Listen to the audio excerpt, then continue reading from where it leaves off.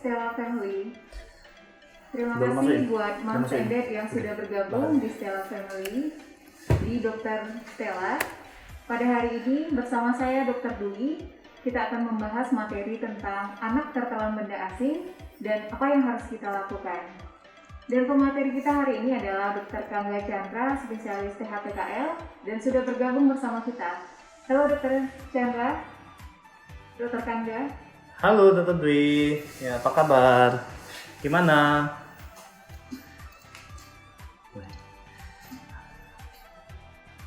Baik, Stella Family, kita langsung saja mendengarkan materi dari Dr. Kangga Chandra, spesialis THPKL. Kami persilakan untuk dokter. Cuman 28 ya, live IG gitu ini.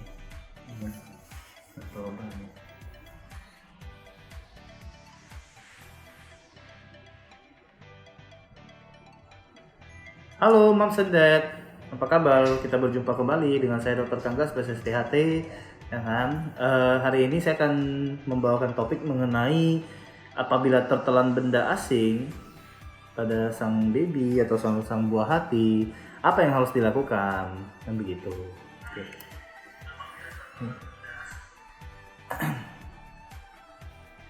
Nah, kita harus mengetahui dulu bahwasanya tertelan benda asing itu maksudnya bagaimana, kan gitu kan.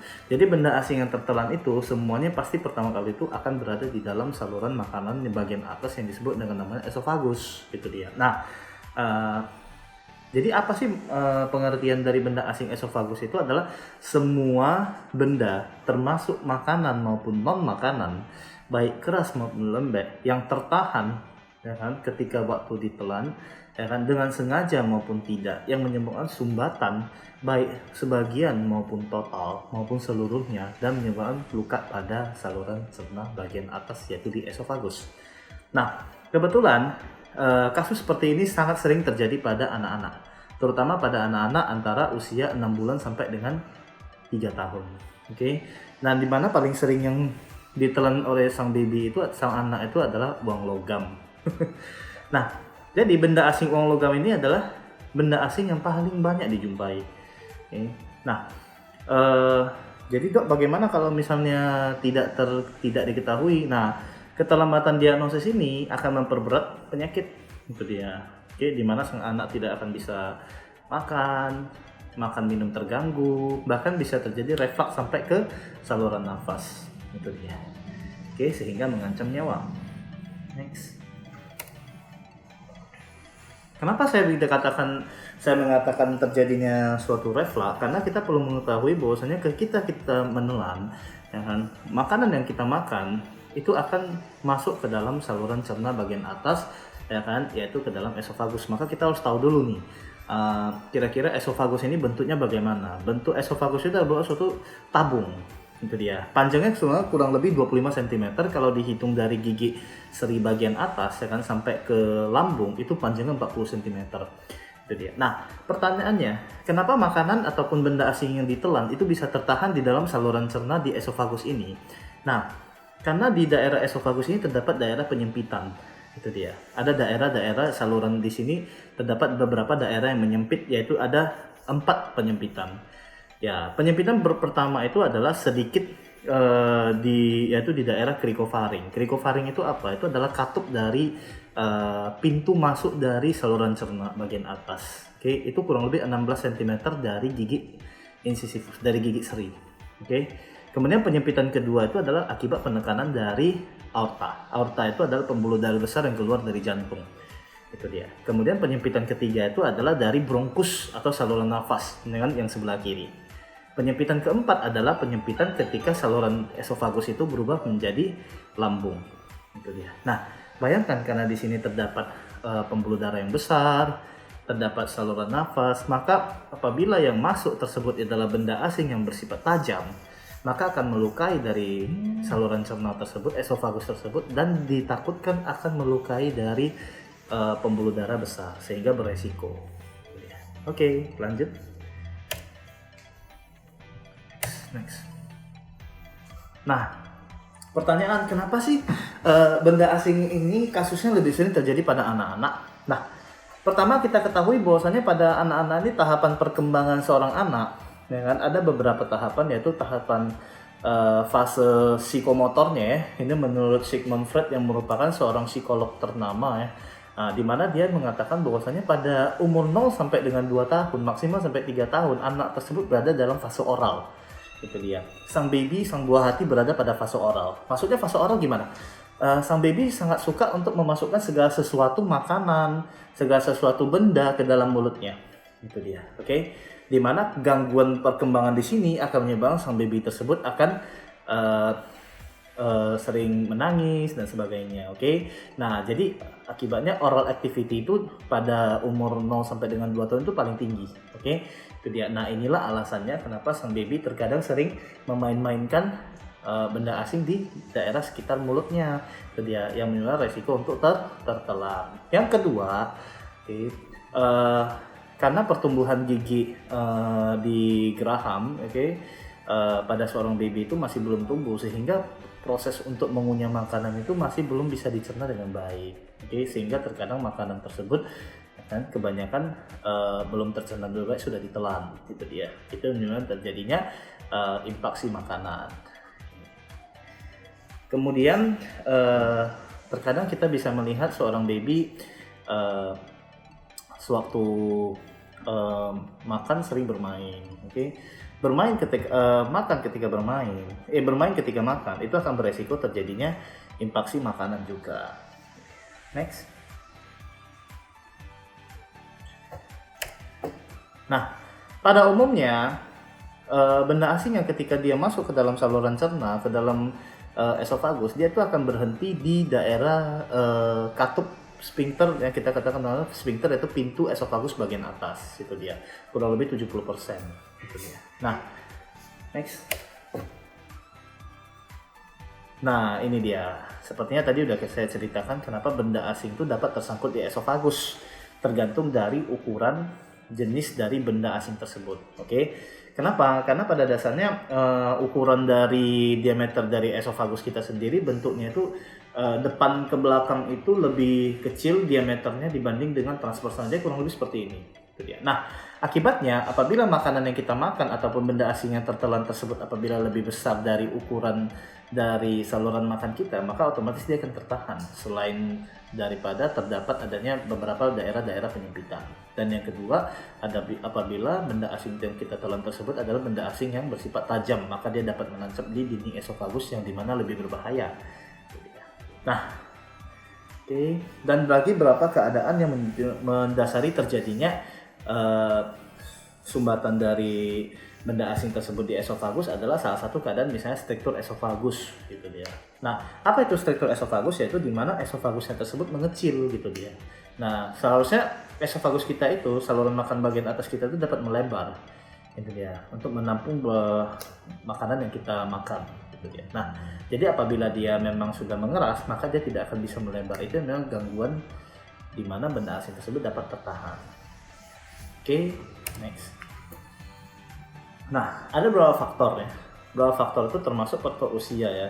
Faktor usia pada usia 3 tahun termasuk adalah faktor dental yang tadi kita sudah bilang bahwasanya belum tumbuhnya gigi molar, di mana faktor anatomi yaitu pada orang tua itu kebanyakan ya, kalau kita cerita pada orang tua misalnya ya, di mana pada orang tua yang sering menggunakan gigi palsu, ya kan, kepekaan pada langit-langit mulut sudah terganggu, sehingga ketika dia mengunyah makanan, ya kan, sang orang tua tersebut tidak bisa merasakan seberapa bolus makanan yang harus bisa ditelan, gitu dia, sehingga ditelannya aja terkadang itu yang menyebabkan impaksi makanan, itu dia. Nah, sedangkan pada baby, pada anak-anak kita, ya kan, itu adanya gigi molar yang belum tumbuh, sehingga untuk mengunyah makanan masih terganggu.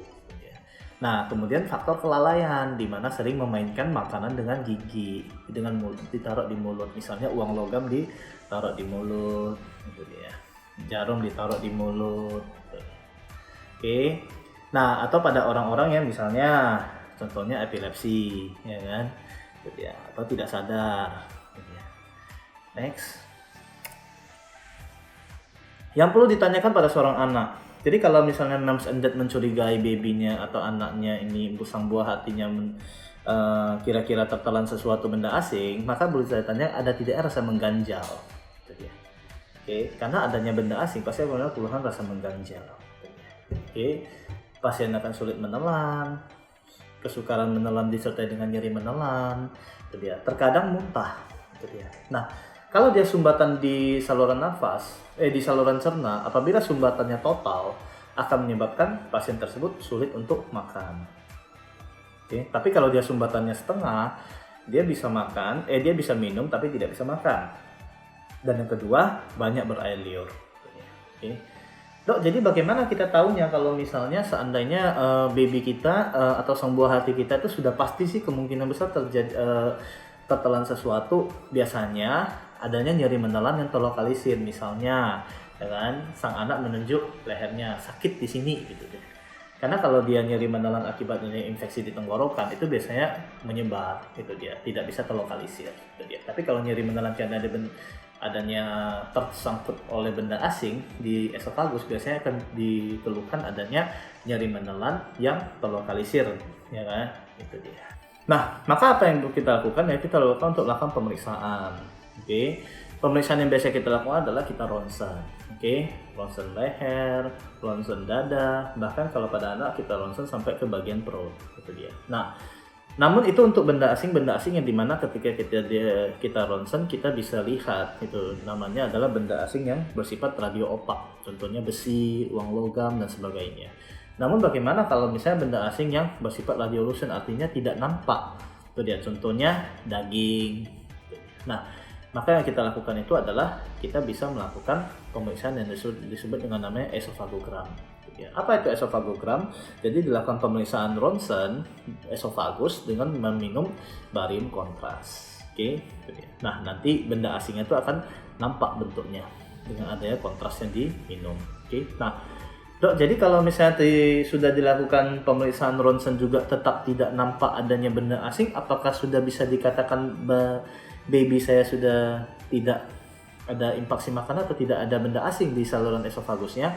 Belum tentu, karena standar kita, golden standard kita tetap harus dilakukan tindakan esofagoskopi. Oke. Jadi apa itu esofagoskopi? Jadi kita masukkan alat untuk ke dalam saluran cerna, dari mulut sampai ke dalam saluran cerna untuk melihat dengan jelas bahwasanya ada tidaknya benda asing di situ. Nah, bila ada benda asing di situ, maka kita harus melakukan ekstraksi. Ya kan, kita akan mengeluarkan benda asing tersebut. Nah, ini contoh ada beberapa case ya. Nah, ini ada case di mana seorang baby ini tertelan benda asing yaitu uang logam, gitu dia. Kita bisa lihat di sini pada fotonya itu uang logam tersebut apabila di esofagus, ya kan, dia akan tegak berdiri. Oke. Jadi apa yang harus dilakukan? Bila ada benda asing, maka standarnya itulah dilakukan esofagoskopi kemudian diekstraksi, gitu dia. Oke. Dimana namun perlu diingat bahwasannya benda asing akibat uang logam ini bukan sesuatu yang bersifat emergensi. Artinya harus dikeluarkan dalam waktu 24 jam. Nah, yang bersifat emergensi yang mana, Dok? Apabila tertelan batu baterai. Kenapa? Karena batu baterai itu tersebut di dalamnya terdapat zat-zat yang bersifat membakar, sehingga harus dikeluarkan dalam jangka waktu di bawah 4 jam. Kenapa? Karena zat-zat kaustik yang dikeluarkan oleh batu baterai tersebut akan bisa melukai esofagus sehingga bisa menyebabkan perforasi atau pelukaan pada esofagus yang ditandai dengan adanya emfisema dan nyeri leher yang hebat. Jadi, oke. Nah, ini ada beberapa komplikasi apabila tidak dikeluarkan benda asing tersebut, maka esofagus tersebut bisa bocor, bisa pendarahan, bisa infeksi tersebut bisa jatuh sampai ke paru-paru. Oke.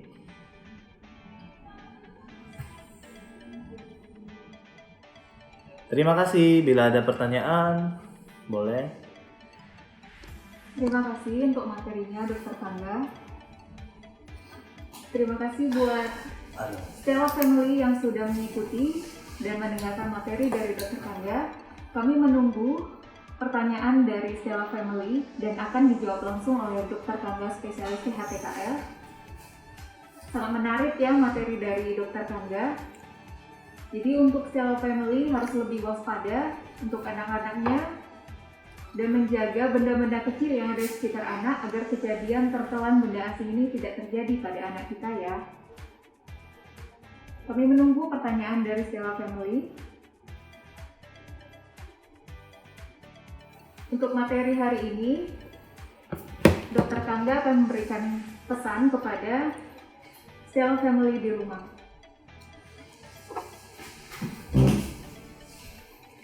Gak ada pertanyaan. Nah, ini dia, ada nih pertanyaan. Kok bisa nanya? Ada nih pertanyaan.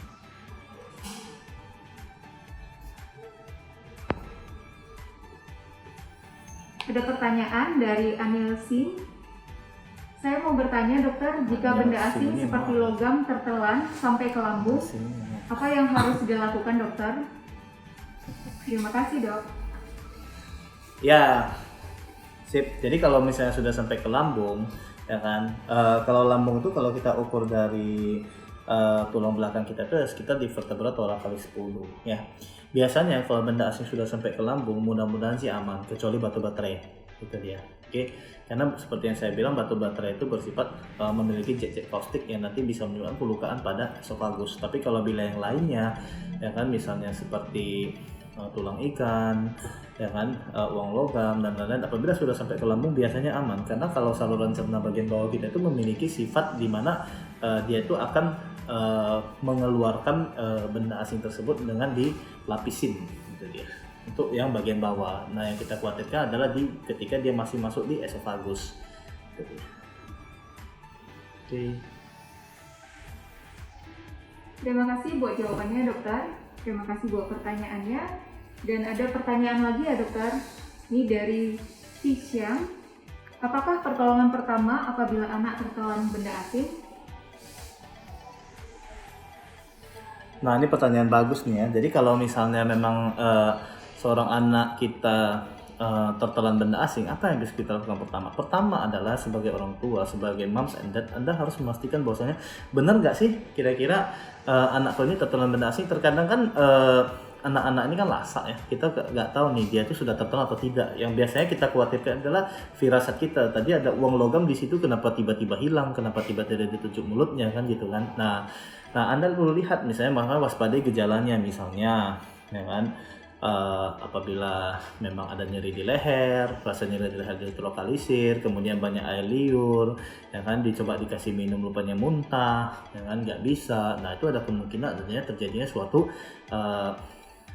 benda asing yang tertelan di dalam esofagus, yang tertahan di dalam esofagus, gitu dia. Nah, jadi apa yang harus dilakukan? Tetap kita kasih makan, dokter tidak, gitu kan? Puasakan dulu babynya, puasakan dulu anaknya, bawalah ke rumah sakit, nanti akan kita lakukan pemeriksaan.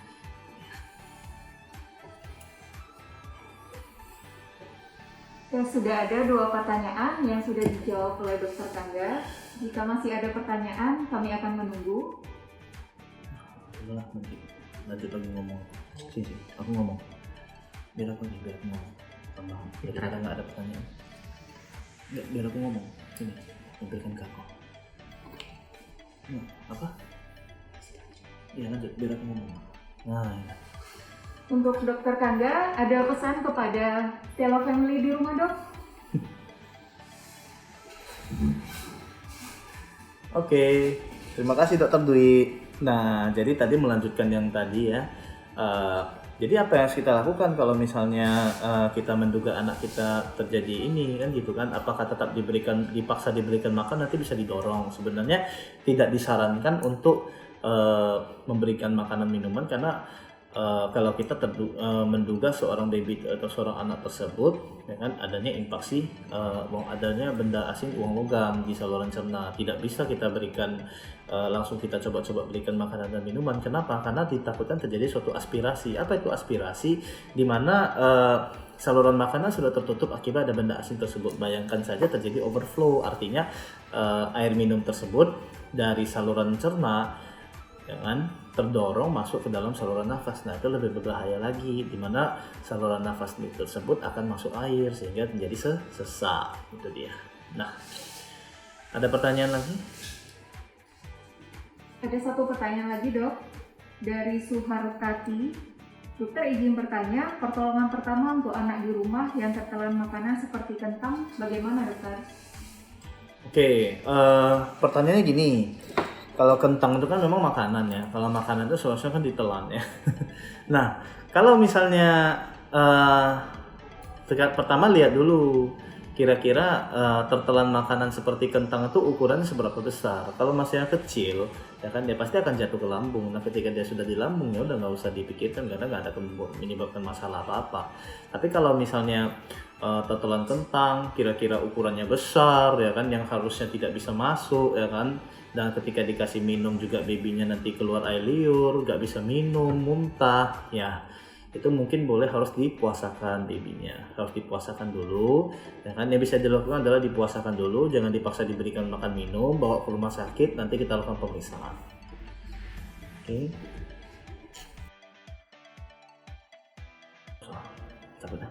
Ya, sudah ada 3 pertanyaan. Buat Stella Family yang baru mengikuti dan belum sempat mendengarkan materi di hari ini, jangan khawatir, materi ini akan disimpan di Instagram Stella dan dapat ditonton kembali. Terima kasih buat Stella Family yang ikut berpartisipasi dan memberikan pertanyaan kepada Dr. Kangga. Semoga materi ini bermanfaat, dan untuk Stella Family tidak terlalu khawatir. Dan jika anak tertelan benda asing, maka harus segera dibawa ke dokter dan pelayanan kesehatan terdekat supaya mendapatkan pelayanan yang cepat dan tepat. Sekian acara Dokter Stella kita hari ini. Untuk Dokter Gangga, kami persilakan memberikan pesan.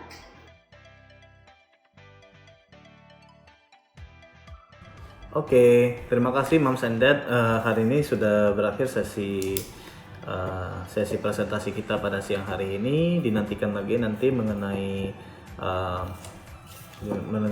presentasi kita berikutnya.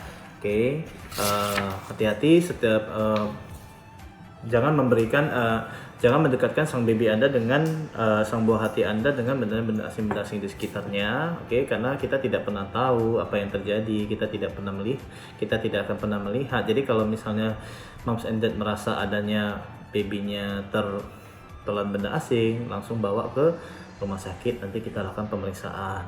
Itu dia. Oke, terima kasih.